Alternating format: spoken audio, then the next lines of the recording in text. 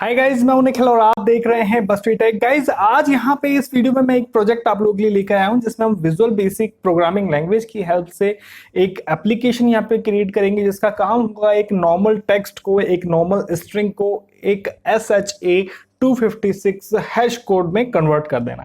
अब आप सोच रहे होंगे कि ये SHA-256 हैश कोड क्या है। तो गाइज ये एक तरीके का क्रिप्टोग्राफिक हैश फंक्शन होता है। अब आपके माइंड में ये भी सवाल आ रहा होगा कि क्रिप्टोग्राफिक हैश फंक्शन क्या होता है।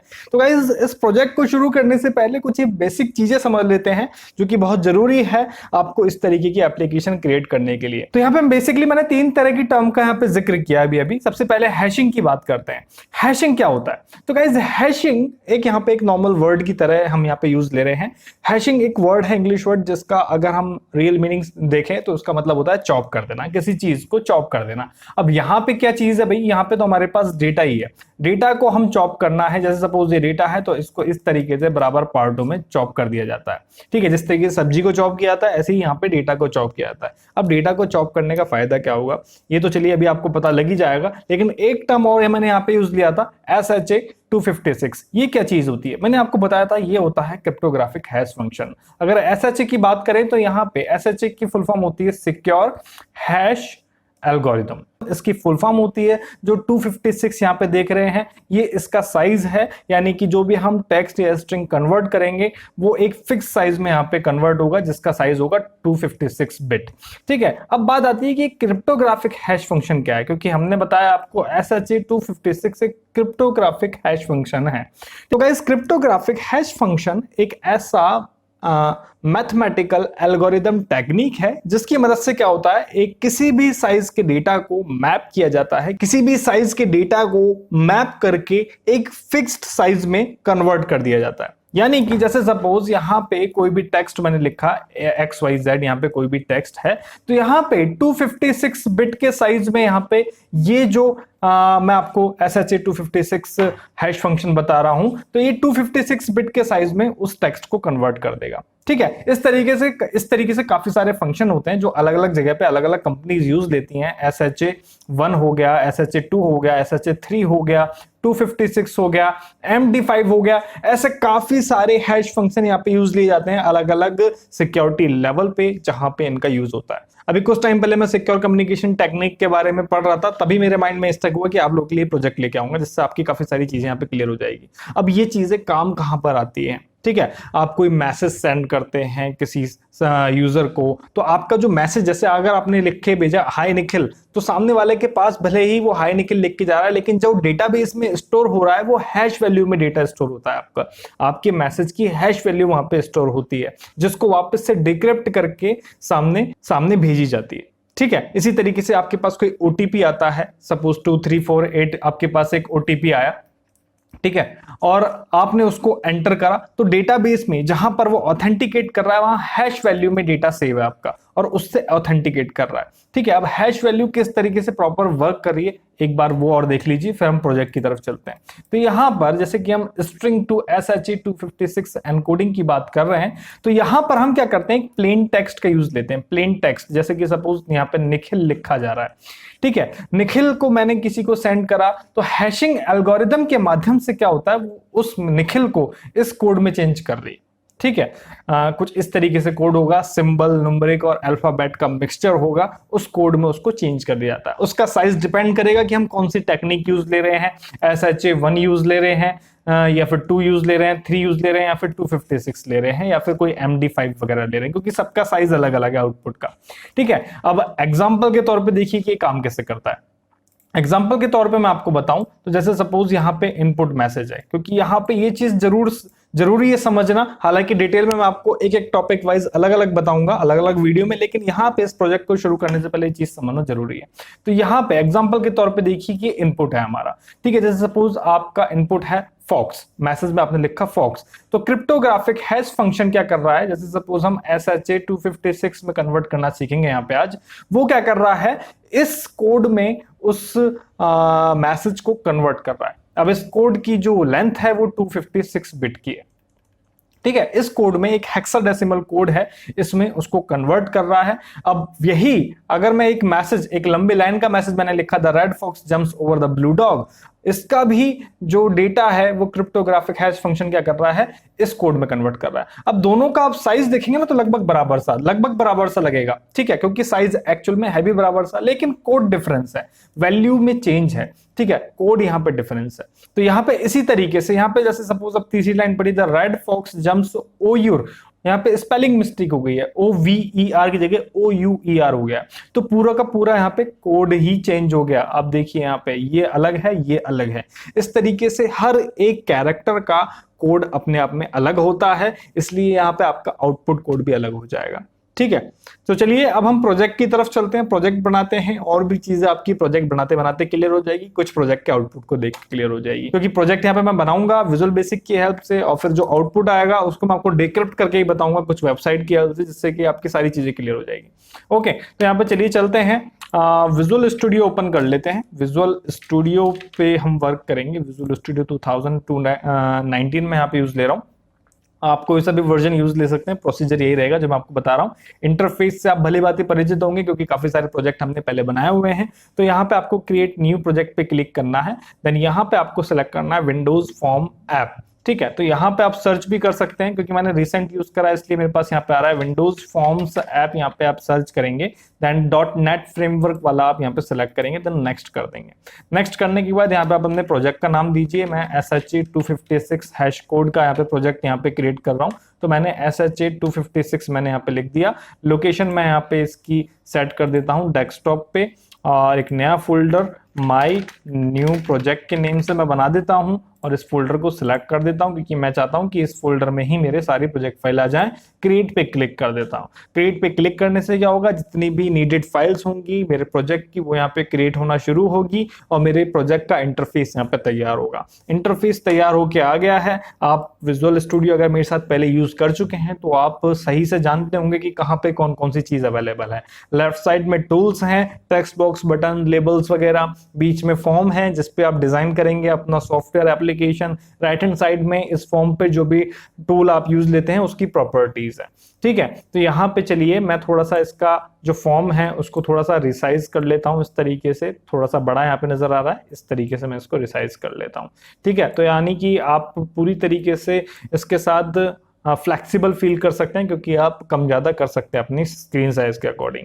तो ये हमारा फॉर्म है। ये फॉर्म जब आपका सिलेक्ट रहेगा तो यहाँ पे राइट हैंड साइड में फॉर्म की प्रॉपर्टीज आएगी। जैसे सपोज आपको फॉर्म का नेम यहाँ पे चेंज करना है तो टेक्स्ट में जाएंगे, यहाँ पे मैं यहाँ पे फॉर्म का नेम चेंज कर देता हूँ, SHA-256 एनकोडर मैंने अपने इस फॉर्म का नाम दे दिया, ठीक है। और यही प्रोजेक्ट हम बना रहे हैं, ठीक है। फॉर्म की कुछ और भी प्रॉपर्टीज हैं, लाइक अगर आपको अपने फॉर्म का जो बॉर्डर स्टाइल है उसको फिक्स करना है तो यहाँ पे आपको बॉर्डर स्टाइल मिल जाएगा, ठीक है। फॉर्म बॉर्डर स्टाइल साइजेबल आ रहा है, मैं इसको फिक्स 3D कर देता हूँ। फिक्स 3D से क्या होगा, इसका जो बॉर्डर स्टाइल है वो यहाँ पे फिक्स हो जाएगा, ठीक है। जब भी आप आपके पास आउटपुट में आएगा तो फिक्स साइज यहाँ पे आएगा। ओके, तो यहाँ पर अब हम कुछ टूल ले लेते हैं, हमें जरूरत है यहाँ पे, जब भी आप, मैंने आपको ये सब चीजें स्टार्टिंग में इसलिए बताया क्योंकि जब भी आप कोई प्रोजेक्ट, कोई सॉफ्टवेयर, कोई एप्लीकेशन क्रिएट करेंगे तो उससे पहले आपको उसके बारे में कुछ नॉलेज होनी चाहिए कि आप क्या करने जा रहे हैं, ठीक है। कैलकुलेटर आप क्रिएट करते हैं तो आपको पता रहता है मैं 2 बटन प्रेस करूंगा, उनको अब जोड़ना है, घटाना है, उसका लॉजिक मुझे टेक्स्ट बॉक्स में मिलेगा। तो यहाँ पे जो मैं यहाँ पे लॉजिक यूज दे रहा हूँ उसके हिसाब से मुझे टूल की जरूरत होगी। तो हमें क्या करना है, एक टेक्स्ट बॉक्स में इनपुट टेक्स्ट लिखना है और एक टेक्स्ट बॉक्स में हमें आउटपुट चाहिए, और उस आउटपुट को शो करने के लिए हमें एक बटन चाहिए। तो जस्ट हमें 3 टूल की यहाँ पे जरूरत है। तो सबसे पहले हम टेक्स्ट बॉक्स लगा लेते हैं।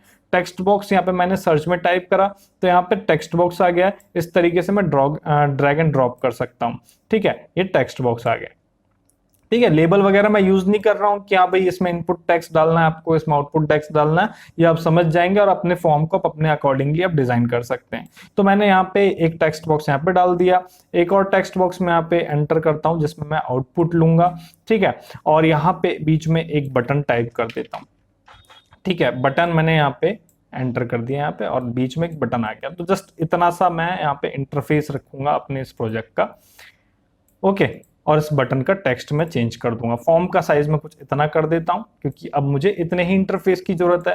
तो आप देखेंगे कि ये जो भी टेक्स्ट बॉक्स या फिर जो भी एलिमेंट यहाँ पे आप चूज करते हैं, जो भी इसमें इंसर्ट करते हैं, उनका अपना एक पर्टिकुलर नेम होता है जो यहाँ पे आपको ऑलरेडी मिलेगा। जैसे यहाँ पे आप देख सकते हैं नेम, इसका टेक्स्ट बॉक्स 1 है, इसका टेक्स्ट बॉक्स 2 है क्योंकि दूसरा है, आप देख सकते हैं नेम। ये नेम वो नेम होता है जिसे हम प्रोग्रामिंग में यूज लेते हैं। अगर यहाँ पे आप नेम चेंज कर देंगे तो हमें प्रोग्रामिंग में भी नेम चेंज करना होगा। तो यहाँ पे अभी मैं डिफॉल्ट नेम ही यूज लूंगा, इसलिए मैं यहाँ पे कोई नेम चेंज नहीं कर रहा हूँ। बटन आया है, बटन को हम सिलेक्ट करते हैं, बटन पे कुछ टेक्स्ट हमें अलग लिखा हुआ मिले, सिर्फ बटन 1 ना मिले, इसलिए हम इसका टेक्स्ट चेंज कर देते हैं। तो हम नेम की प्रॉपर्टी चेंज नहीं करेंगे, हम करेंगे टेक्स्ट की प्रॉपर्टी, क्योंकि नेम तो वो है जो हमें प्रोग्रामिंग में यूज लेना है।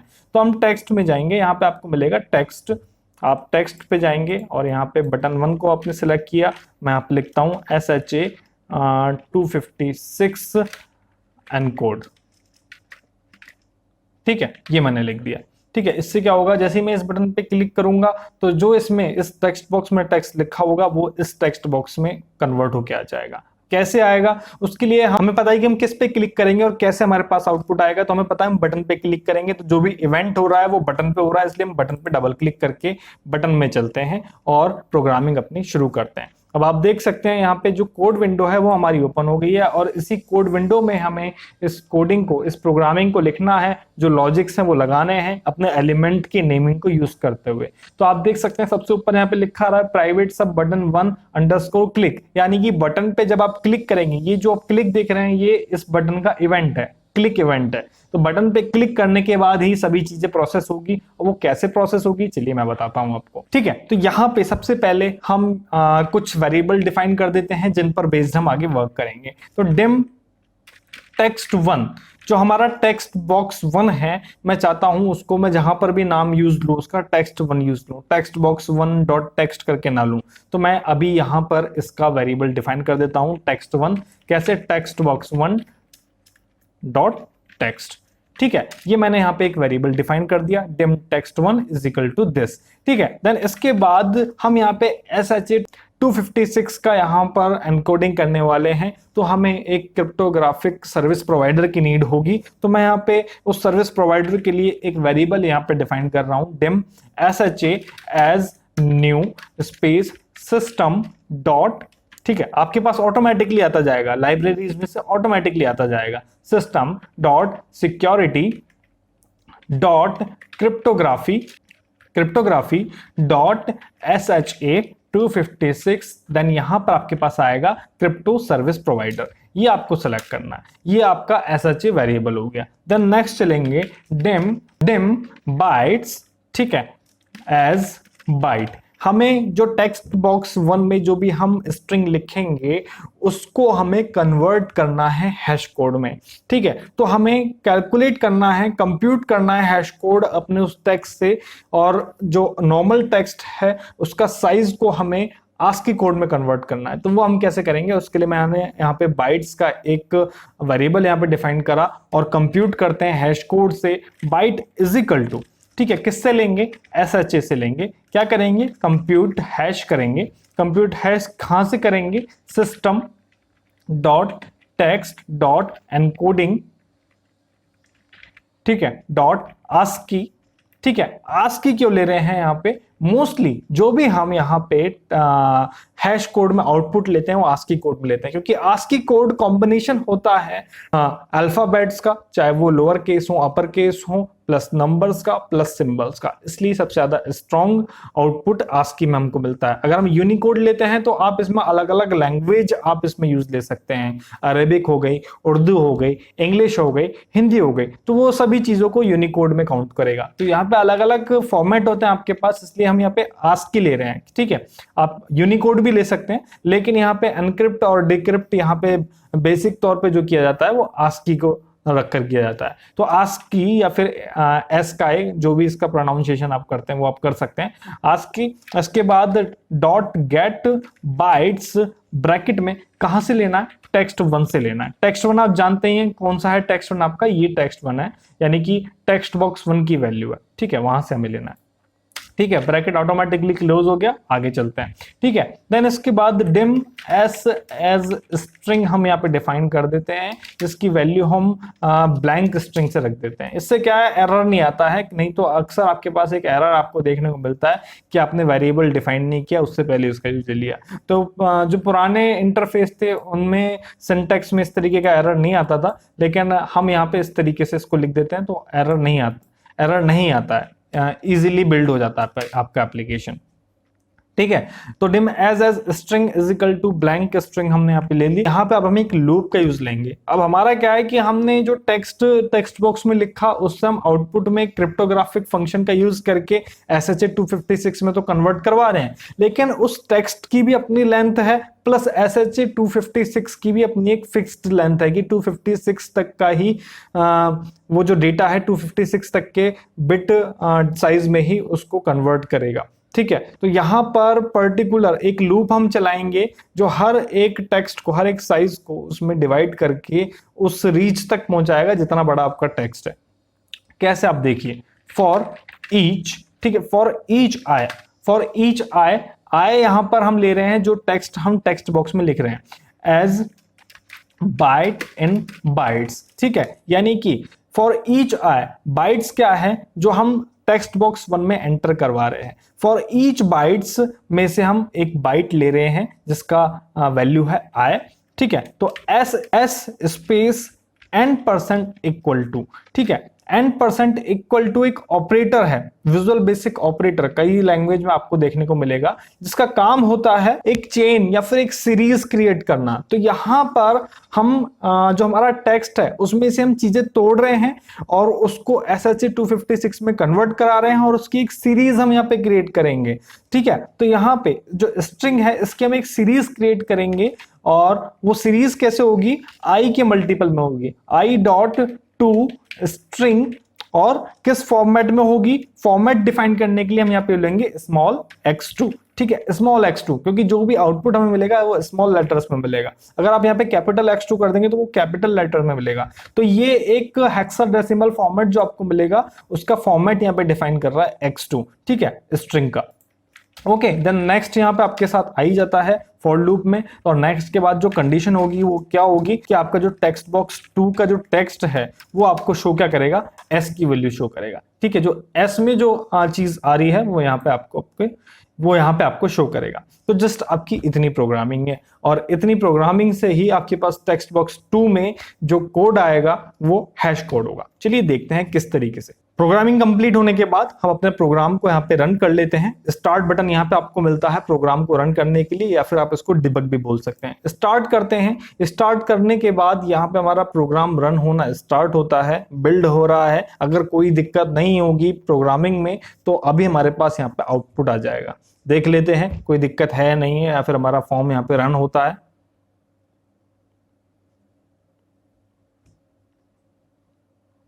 ओके, तो प्रोग्राम में कोई दिक्कत नहीं है, फॉर्म हमारा रन हो गया है, और आप देख सकते हैं ऊपर एक टेक्स्ट बॉक्स है, नीचे एक टेक्स्ट बॉक्स है, और जो प्रॉपर्टीज हमने चेंज करी अपने फॉर्म की, आप देख सकते हैं ऊपर नाम आ रहा है, फॉर्म का साइज फिक्स हो गया है। चलिए अब चेक कर लेते हैं। सपोज मैंने यहाँ पे लिखा निखिल, तो निखिल का SHA 256 कोड क्या होगा, क्लिक करके देख लेते हैं। मैंने जब क्लिक करा तो इतना लंबा कोड आ गया। यानी कि अगर किसी भी डेटाबेस में SHA 256 में अगर निखिल स्टोर है तो वो इस फॉर्म में होगा। ठीक है, अगर मैंने कहीं पर भी निखिल नेम को स्टोर कर रखा है किसी भी डेटाबेस में तो वो इस फॉर्म में स्टोर होगा। ठीक है, इसलिए आपको ये कहा भी जाता है कि आप अपने जो पासवर्ड बनाएं वो सिंबल्स का, न्यूमेरिक का और अल्फाबेट का लोअर केस अपर केस का कॉम्बिनेशन बनाएं, जिससे कि डेटाबेस में जो वैल्यूज स्टोर हैं पहले से वो रीडेबल ना हो आसानी से। अगर वो रीड हो गई, हैकर्स ने अगर इस वैल्यू को आसानी से रीड कर लिया, डिक्रिप्ट कर लिया, तो कोई मतलब ही नहीं है आपके पासवर्ड बनाने का। इसलिए स्ट्रॉन्ग पासवर्ड बनाए जाते हैं। ठीक है, अब मैं आपको उसको डिक्रिप्ट करके बताता हूं। चलिए, मैंने निखिल लिखा तो ये कोड तो आ गया, लेकिन अगर मैं ये कोड किसी को भेजूं तो क्या उसको पता है कि इसका मतलब निखिल है? तो आप देखिए कैसे पता चलेगा। चलते हैं गूगल पे। ठीक है, गूगल पे चलते हैं और यहाँ पे SHA 256 डिक्रिप्ट यहाँ पे ऑनलाइन टाइप करते हैं। ठीक है, यहाँ पे काफी सारी वेबसाइट है, किसी भी वेबसाइट पे आप जाइए। मैं पहले ही वेबसाइट पे चले जाता हूँ। एक वेबसाइट यहाँ पे ओपन होगी, SHA 256 एनक्रिप्ट एंड डिक्रिप्ट। यहाँ पे जो कोड मैंने जनरेट किया है निखिल लिख के, उसको यहाँ पे पेस्ट करता हूँ। पेस्ट किया, अब इसको डिक्रिप्ट करता हूं। क्या इसको पता है कि इस कोड का मतलब निखिल है? बिल्कुल इसको पता है इस कोड का मतलब निखिल है, यानी कि ये कहीं ना कहीं डेटाबेस में स्टोर है। इसलिए मुझे अपना पासवर्ड स्ट्रॉन्ग यहाँ पे यूज करना चाहिए। अब सपोज यहाँ पे मैं कुछ और यूज लेता हूँ। ठीक है, सपोज गूगल यूज लेता हूँ। गूगल का SHA कोड क्या है? 256 ये है। ठीक है, मैंने इसको कॉपी किया। कॉपी करने के बाद यहाँ पे टाइप किया। ठीक है, यहाँ पे टाइप करने के बाद डिक्रिप्ट किया, तो क्या इसको पता है? बिल्कुल पता है, गूगल है। ठीक है, अगर सपोज कोई मैं स्ट्रॉन्ग पासवर्ड या फिर कोई स्ट्रॉन्ग नेम यहाँ पे यूज लेता हूँ, जैसे सपोज NIK और HIL #, सपोज मैंने ये लिया, ठीक है, और SHA एनकोड इसका जनरेट किया, यहाँ पे SHA 256 जनरेट हुआ, मैंने इसको कॉपी किया और यहाँ पे मैं इसको पेस्ट करता हूँ। तो क्या अब ये पता लगा पाएगा कि मैंने क्या टाइप किया था, किस चीज का? तो आप देख सकते हैं यहाँ पे, sorry this hash is not in our database. ठीक है, तो जो डेटाबेस में पहले से अवेलेबल है, अगर आप वही चीज वापस से रिपीट करेंगे तो आपका जो डेटा है उसको डिक्रिप्ट करना बहुत आसान हो जाएगा। इसलिए आपको ऐसा कहा जाता है कि आप अपना पासवर्ड स्ट्रॉन्ग बनाएं। तो इस एप्लीकेशन की हेल्प से, जो हमने यहाँ पे विजुअल स्टूडियो की मदद से यहाँ पे क्रिएट करी, इसकी मदद से आप जनरेट कर सकते हैं किसी भी एक पर्टिकुलर टेक्स्ट का SHA 256 कोड। इसी तरीके से अलग अलग एप्लीकेशन आप डिजाइन कर सकते हैं, SHA 1, 2, 3, MD5 वगैरह आप डिजाइन कर सकते हैं इसी प्रोसेस से। आई होप कि जो जानकारी आपके लिए हेल्पफुल रहेगी, और इस एप्लीकेशन का आप यूज ले सकते हैं। सपोज आप बहुत ही कॉन्फिडेंशियल वर्क करते हैं और आपको अपना डेटा यहाँ पे सिक्योर रखना है, अपना टेक्स्ट सिक्योर रखना है, तो आप यहाँ पे अपने उस टेक्स्ट का यहाँ पे SHA एनकोड कीजिए, SHA 256 में, या फिर जिस भी क्रिप्टोग्राफिक फंक्शन पे बेस्ड आप एप्लीकेशन बना रहे हैं उसमें स्टोर कीजिए, और आप उस डेटा को स्टोर कीजिए, क्योंकि आपको पता है उसका मीनिंग क्या है, क्योंकि आप उसको डिक्रिप्ट भी कर सकते हैं। डिक्रिप्ट करने के प्रोसेस आपको अलग वीडियो में बताएंगे। आई होप कि आपके लिए जो इन्फॉर्मेशन है, ये जो वीडियो है आपके लिए हेल्पफुल रहेगा। आप चाहें तो इसकी एप्लीकेशन बना सकते हैं, EXE फाइल, इसके प्रोसेस मैंने आपको पहले वीडियो में बता रखे हैं, इसलिए मैं यहाँ पे रिपीट नहीं कर रहा हूँ। वीडियो की जानकारी, इन्फॉर्मेशन आपको अच्छी लगी तो लाइक कीजिएगा, कमेंट करके बताइएगा आपको इन्फॉर्मेशन कैसे लगी। मिलते हैं आपसे नेक्स्ट वीडियो में नई जानकारी के साथ, तब तक के लिए धन्यवाद, जय हिंद।